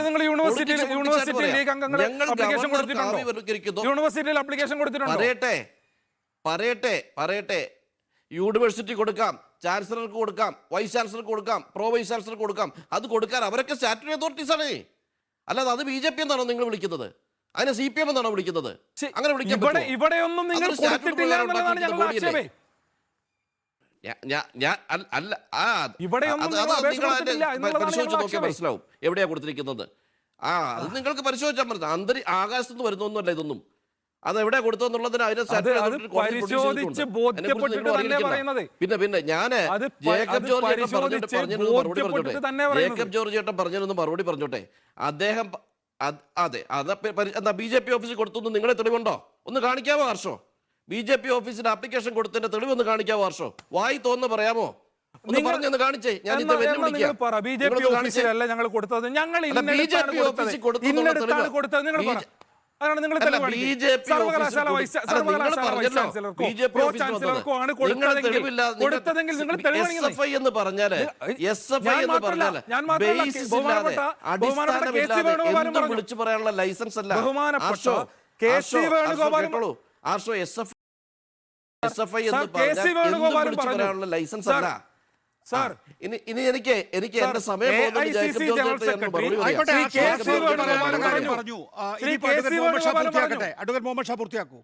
പറഞ്ഞു. എനിക്ക് ജേക്കബ് ജോർജ് ചേട്ടൻ ഒന്ന് മറുപടി പറഞ്ഞോട്ടെ. ഞങ്ങളുടെ പൊളിറ്റിക്സ് വ്യക്തമായി സംഘ് പരിവാർ രാഷ്ട്രീയത്തിനെ ശക്തമായി എതിർക്കുകയാണ്. ഞങ്ങൾ ഗവർണർ ചെയ്തുകൊണ്ടിരിക്കുന്ന പല പ്രവർത്തികളെയും അതിശക്തമായി എതിർക്കുകയാണ്. അതിനകത്ത് ഞങ്ങൾക്ക് പൊളിറ്റിക്കലായി ഞങ്ങൾ എതിർക്കുന്നുണ്ട്. ഈ ഗവർണർ റിക്രൂട്ട്മെന്റിന്റെ തെറ്റാണ്. അയാൾ ചെയ്യുന്ന പ്രവർത്തികളും ജോലികളും ഒന്നും ഒരു ഗവർണർക്ക് യോഗ്യതയുള്ള കാര്യങ്ങളല്ല ചെയ്തുകൊണ്ടിരിക്കുന്നത്. ഇന്നലെ ചെയ്തത് ഇന്നും കാണിച്ചുകൊണ്ട് ഇന്നത്തെ പത്രസമ്മേളനത്തിൽ പറഞ്ഞ ഡയലോഗ്സ് പോലും ഒരിക്കലും ഒരു ഗവർണറിന് അൺബിക്കമിങ് ആണ് ചെയ്തുകൊണ്ടിരിക്കുന്നത്. അതിനൊരു തർക്കവും ഇവിടെ ഇല്ല. അതിൻ്റെ പൊളിറ്റിക്സ് ആയിട്ട് ഞങ്ങൾ തന്നെ പറയും. പിന്നെ SFI നടത്തുന്ന സമരങ്ങളിൽ അക്രമാസക്തമായ സമരങ്ങളിലേക്ക് നമ്മൾ പോകുമ്പോൾ സമരം നടത്തിക്കോളൂ. ഇതിന് സമരം നടത്തണം, ലീഗൽ ഫൈറ്റ് നടത്തണം, എല്ലാം ചെയ്യണം. പിന്നെ ഇത് ജേക്കബ് ജോർജ് ചേട്ടൻ പറഞ്ഞത് നമ്മൾ മുഖ്യമന്ത്രിക്കെതിരെ സമരം ചെയ്യുന്നു, പ്രധാനമന്ത്രിക്കെതിരെ സമരം ചെയ്യുന്നു, ഭരണകൂടങ്ങൾക്കെതിരെ സമരം ചെയ്യുന്നു. അതും നമ്മളൊരു ജുഡീഷ്യൽ അതോറിറ്റിയിലോ ഒരു കോൺസ്റ്റിറ്റ്യൂഷണൽ അതോറിറ്റിയിൽ ഇരിക്കുമ്പോൾ ചില റെസ്ട്രെയിൻസ് ഉണ്ടാകണം. ആ റെസ്ട്രെയിൻസ് ഇരിക്കുന്ന ആൾക്കും ഉണ്ടാകണം, സമരം ചെയ്യുന്ന നമ്മൾക്കും ഉണ്ടാകണം. അങ്ങനെയാണെങ്കിലേ ഫ്രെയിം വർക്ക് നിൽക്കുള്ളൂ എന്നാ പറഞ്ഞത്. അതൊരു അഭിഭാഷകൻ എന്ന നിലയ്ക്ക് പറഞ്ഞതാ, ഒരു കോൺസ്റ്റിറ്റ്യൂഷണൽ സ്റ്റുഡന്റ് എന്ന നിലയ്ക്ക്. എനിക്ക് ഇടയ്ക്ക് ചോദിക്കാൻ പല കാര്യങ്ങളും തോന്നിയിരുന്നു. പക്ഷെ ഞാൻ ഇപ്പോൾ ചോദിക്കാത്തതെന്ന് പറഞ്ഞാൽ വീണ്ടും പോകുമെന്നുള്ളതാണ്. TP ജയേന്ദ്രൻ, നോക്കൂ, ഇപ്പോൾ ബില്ലുകൾ നിയമസഭ പാസ്സാക്കിയിട്ടുള്ള ബില്ലുകൾ തടഞ്ഞു വെക്കുന്നു. അത് കഴിഞ്ഞതിന് ശേഷം അംഗീകരിക്കേണ്ട സാഹചര്യം സുപ്രീം കോടതി ഉണ്ടാക്കിയപ്പോൾ അത് ഒരിക്കലും വെളിച്ചം കാണാതിരിക്കാൻ വേണ്ടി രാഷ്ട്രപതി ഭവനിലേക്ക് അയക്കുന്നു. ഇപ്പോൾ കാവ്യവൽക്കരണം എന്നുള്ള ആക്ഷേപം ഉയർന്നു വന്നിരിക്കുന്നു. പ്രത്യേകിച്ച് യൂണിവേഴ്സിറ്റികളിലെ ഇടപെടലിൽ 360 വകുപ്പ് പ്രകാരം ധന അടിയന്തരാവസ്ഥ ഭീഷണി ഇപ്പോൾ ഉയർത്തിയിരിക്കുന്നു. ഇന്ന് പോലും താങ്കൾ സൂചിപ്പിച്ചിട്ടുള്ള വാർത്താ സമ്മേളനത്തിൽ തന്നെ ഒരു സെമി എമർജൻസി എന്നുള്ള നിലയിലേക്ക് കേരളം നീങ്ങി എന്ന് പറയുന്നു. അദ്ദേഹത്തെ സംബന്ധിച്ചിടത്തോളം ആധികാരികമായി ഇനിയിപ്പോൾ ആ നിലയിൽ മാത്രം ഒരു തീരുമാനമെടുത്താൽ മതി എന്ന നിലയിലാണ് ആരിഫ് മുഹമ്മദ് ഖാൻ പറഞ്ഞത്. ഈ നിലയിൽ തന്നെ പോകണം ഗവർണർ എന്നാണോ BJPയുടെ നിലപാട്? അല്ല നികേഷേ, നിലപാട് ആരിഫ് മുഹമ്മദ് ഖാൻ ഭയന്ന് വീട്ടിലിരിക്കണം. മാർക്സിസ്റ്റ് പാർട്ടിയുടെ ആഫീസിൽ നിന്നും കൊടുത്തിരിക്കുന്ന കടലാസ് ഒപ്പിടണം. അദ്ദേഹം അങ്ങനെ പറഞ്ഞത് കേട്ടിട്ടില്ലെങ്കിൽ പോലീസ് അസോസിയേഷന്റെ നേതാവ് റൂട്ട് ഒട്ടിക്കൊടുക്കും, SFI നേതാക്കന്മാർ വാഹനമിടിക്കും. അദ്ദേഹം ഭയന്ന് വീട്ടിലിരിക്കണം എന്നാണോ? ഞാൻ കൃത്യമായിട്ട് ചോദിക്കുന്നു. അദ്ദേഹം വളരെ കൃത്യമായിട്ട് പറഞ്ഞു, എനിക്ക് ബില്ലുകളെക്കുറിച്ച് തലവൻ എന്നുള്ള നിലയ്ക്ക് ചില കാര്യങ്ങൾക്ക് ക്ലാരിഫിക്കേഷൻ ആവശ്യമുണ്ട്, അവർക്ക് വന്ന് ക്ലാരിഫിക്കേഷൻ തരാം. ആ ക്ലാരിഫിക്കേഷൻ തരാൻ അവർ തയ്യാറാവാതെ നിയമപരമായ കാര്യങ്ങളിലേക്ക് പോകുമ്പോൾ അദ്ദേഹത്തിന്റെ നിയമപരമായി ഭരണഘടന അനുശാസിക്കുന്ന കാര്യങ്ങളിലേക്ക് പോയി. ഇതിൽ എന്താണ് തെറ്റ്? സുപ്രീം കോടതി പരിശോധിക്കുകയും സുപ്രീം കോടതി ഗവർണർ ആവശ്യപ്പെട്ട ക്ലാരിഫിക്കേഷൻ നൽകാൻ മന്ത്രിസഭ ബാധ്യസ്ഥമല്ല എന്ന് കൃത്യമായ നിലപാടെടുക്കുകയും ചെയ്താണ്. പറഞ്ഞോളൂ, താങ്കൾ തടസ്സപ്പെടുത്തുന്നു എന്ന് പറയും. അതുകൊണ്ടാണ്. അല്ല, അത് മാത്രമല്ല നികേഷേ, ഞാൻ ചോദിക്കട്ടെ, ഇപ്പൊ നമ്മൾ പറയുന്നത് എന്താ? BJP ആഫീസിൽ നിന്ന് ലിസ്റ്റ് കൊടുത്തു, കാവ്യവൽക്കരിക്കുന്നു. ലീഗുകാരെയും കോൺഗ്രസ്സുകാരെയും കൊണ്ട് വിളിക്കുന്ന കാവ്യവൽക്കരിക്കലാണോ? കണ്ണൂർ സർവകലാശാലയിൽ സവർക്കറുടെ പുസ്തകം പഠിപ്പിച്ചത് RSSO BJPയോ? ഞങ്ങൾ ഏറ്റവും വലിയ കുറ്റക്കാരനായി പറയുന്നത് ഞങ്ങളെക്കാൾ വലിയ കാവ്യ സവർക്കറല്ലേ? രാജ്യത്തെ വിദ്യാഭ്യാസ പ്രവർത്തനത്തിൽ ആനുകാലികമായ മാറ്റങ്ങൾ വരുത്തും. കാവ്യവൽക്കരണം എന്ന് പറഞ്ഞ് ഇത്തരം പ്രവർത്തനങ്ങളെ അധിക്ഷേപിക്കാൻ തുടങ്ങിയത് എപ്പോഴാ? മുഖ്യമന്ത്രി കൊടുക്കുന്ന അല്ല, ലോക്കൽ അതൊക്കെ സെക്രട്ടറി അതൊക്കെ കൊടുക്കുന്ന കടലാസിൽ നോക്കൂ ഒരു ഒപ്പിടണം. പുസ്തകം നോക്കൂ നിങ്ങൾ, പഠിപ്പിക്കുക കേരള ബാങ്കില് പുസ്തകം റിസർച്ച് പേപ്പറാണത്. റിസർച്ച് പേപ്പറിന്റെ ഭാഗമായി ചില കാര്യങ്ങൾ ഉണ്ടാവുക എന്നൊക്കെ പറയുന്നത് ഒഴിവാക്കണം എന്നുള്ളതൊന്നും അംഗീകരിക്കാൻ കഴിയാതെ. എന്റെ ചോദ്യം ഇത്രയേ ഉള്ളൂ. നോക്കൂ, ബില്ലുകൾ അംഗീകരിക്കാതിരിക്കുക, ഇതിപ്പോ മാർക്സിസ്റ്റ് പാർട്ടിയുടെ ആഫീസിൽ നിന്ന് കൊടുത്തേക്കുന്ന പറയൂ. അല്ല, അങ്ങനെയല്ല, മാർക്സിസ്റ്റ് പാർട്ടിയുടെ ആഫീസിൽ കൊടുക്കുന്ന കടലാസ് അല്ല അത്. ആർഷോന്ന് മറുപടി കേരള പറയട്ടെ, അത് നിയമസഭ പഠിപ്പിക്കുന്നതാണോ? അംഗീകരിച്ച സവർക്കറിന്റെ പുസ്തകം. ബില്ലുകളാണ് സാർ അത്. അതാണ് പാസ്സാക്കാതെ 2.5 കൊല്ലം പിടിച്ചു വെച്ചത്. VC വിഷയത്തിൽ ഓഫീസിൽ നിന്ന് കടലാസല്ലേ ഏതാ താങ്കൾ പറയുമ്പോ പാർട്ടി ആഫീസിന് കൊടുത്ത കടലാസിൽ ഒപ്പിടാത്തതല്ലേ ഇവര് തമ്മിലുള്ള തർക്കത്തിന്റെ കാര്യം? അടിസ്ഥാന തുടക്കം അവിടെയല്ലേ? അത് അദ്ദേഹം ചെയ്തിരുന്നെങ്കിൽ ഒരു പരാതിയുമില്ല. ലീഗുകാർ നാളെ CPM ആഫീസിൽ ചെന്ന് 2 സെനറ്റ് മെമ്പർമാരെ വേണമെന്ന് പറഞ്ഞ ഒരു പരാതിയുമില്ല. ഇതല്ലല്ലോ നികേഷ് ജനാധിപത്യം എന്ന് പറയുന്നത്. അർഹതയും യോഗ്യതയുമുള്ള ആളുകളെ അതിനകത്ത് ചേർക്കണം. അതിന് ഗവർണർ എന്ന നിലയ്ക്ക് അദ്ദേഹം ചാൻസലറാണ്. ചാൻസലർ എന്ന നിലയ്ക്ക് അദ്ദേഹത്തിന് അർഹതയുള്ളവരെയും അംഗീകാരമുള്ളവരെയാണോ ഇപ്പോ സെനറ്റിലേക്ക് ചേർത്തിരിക്കുന്നത്? അല്ല, ഇവരുടെ അനർഹത ഒന്ന് പറഞ്ഞാൽ കേൾക്കാമായിരുന്നു. അനർഹത ചോദ്യം ചെയ്യാനുള്ള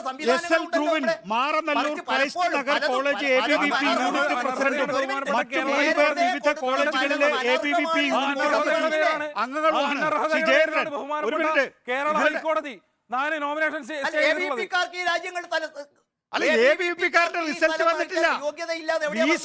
VC നൽകിയിട്ടുള്ള സെനറ്റ് മെമ്പർക്ക് 1ാം റാങ്ക്. ABVP-കാരന്റെ റിസൾട്ട് വന്നിട്ടില്ല. ജയേന്ദ്രൻ ഇങ്ങനെ ഒച്ചയുണ്ടാക്കിയാലേ ചർച്ച എങ്ങനെയാ നമുക്ക് കൊണ്ടുപോകാൻ പറ്റുക? താങ്കൾക്കൊരു രീതിയുണ്ട്, അതായത് ഉത്തരം പറയാൻ കഴിയാത്ത ചോദ്യങ്ങൾ വരുമ്പോൾ തുടർച്ചയായി ഇങ്ങനെ പറഞ്ഞുകൊണ്ടിരിക്കും. അതും കഴിയാത്തൊരവസ്ഥ വന്നാല് ആങ്കർ ആരാണോ ആ ആങ്കറുടെ കാര്യങ്ങളൊക്കെ പറഞ്ഞുകൊണ്ടിരിക്കും. 4 SFIയുടെ പിള്ളേര് വന്ന് കാറിനിടിക്കുമ്പോൾ അദ്ദേഹം ഭയന്ന് പിന്മാറുമെന്ന് കരുതുന്നു. ഇതല്ല ജനാധിപത്യം. അദ്ദേഹത്തിനെ ഭീഷണിപ്പെടുത്തുകയും കാറിനിടിക്കുകയും ചെയ്ത് ഞങ്ങൾ പറയുന്നിടത്ത് ഒപ്പുവെക്കണം എന്ന് പറയലല്ല ജനാധിപത്യം. അതല്ല അഭിപ്രായ സ്വാതന്ത്ര്യം. ശരി, ആർഷോയ്ക്ക് എന്തോ ചോദിക്കാനുണ്ടോ? ആർഷോ എന്തോ ഇടയ്ക്ക് കയറി ഇടപെടുന്നുണ്ടോ?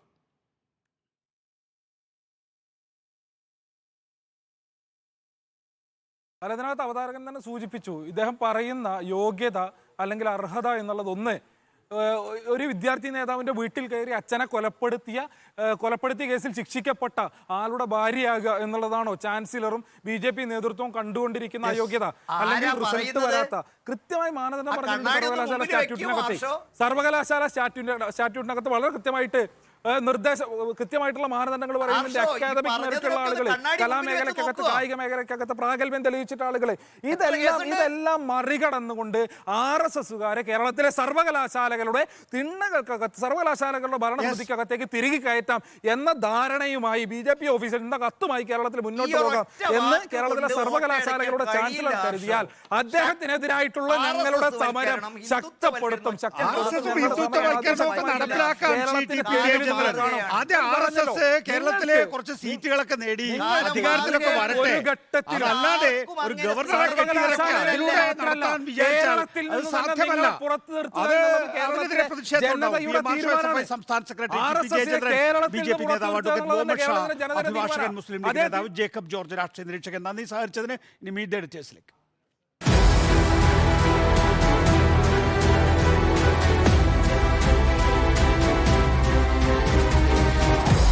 Debate with MV Nikesh Kumar.